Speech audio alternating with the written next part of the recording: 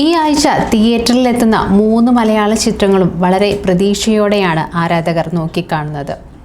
തരുൺ മൂർത്തിയുടെ സംവിധാനത്തിൽ മോഹൻലാലും ശോഭനയും പ്രധാന കഥാപാത്രങ്ങളെ അവതരിപ്പിക്കുന്ന തുടരുമാണ് ഇതിൽ വരുന്ന ആദ്യ ചിത്രം.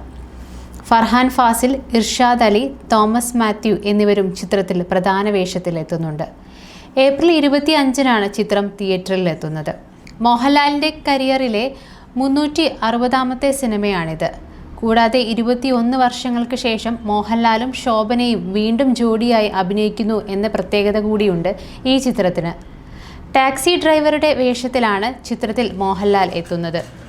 രജപുത്ര വിഷ്വൽ മീഡിയയുടെ ബാനറിൽ എം രഞ്ജിത്ത് ആണ് ചിത്രം നിർമ്മിക്കുന്നത്. തരുൺ മൂർത്തിയും KR സുനിലും ചേർന്നാണ് ചിത്രത്തിന് തിരക്കഥയൊരുക്കിയിരിക്കുന്നത്.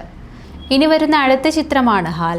വ്യത്യസ്ത മതവിഭാഗങ്ങളിൽ ഉള്ളവർ തമ്മിലുള്ള പ്രണയകഥയാണ് ഹാൽ പറയുന്നത്. ഷൈൻ നിഗം, സാക്ഷി വൈദ്യ എന്നിവർ കേന്ദ്ര കഥാപാത്രങ്ങളായ ചിത്രം ഏപ്രിൽ 24-ന് റിലീസ് ചെയ്യും. JVJ പ്രൊഡക്ഷൻസിൻ്റെ ബാനറിൽ നവാഗതനായ വീരയാണ് ചിത്രം സംവിധാനം ചെയ്യുന്നത്. സമീപകാല മലയാള സിനിമയിൽ ഏറെ മുതൽമുടക്കുള്ള പ്രണയചിത്രം കൂടിയായിരിക്കും ഇത്. നിഷാദ് കോയയുടേതാണ് തിരക്കഥ. തുടർന്നു വരുന്ന ചിത്രമാണ് ദി പെറ്റ് ഡിറ്റക്റ്റീവ്. ഷറഫുദ്ദീൻ നായകനാകുന്ന ദി പെറ്റ് ഡിറ്റക്റ്റീവ് ഏപ്രിൽ 25-നാണ് പ്രദർശനത്തിനെത്തുന്നത്. അനുപമ പരമേശ്വരനാണ് നായിക.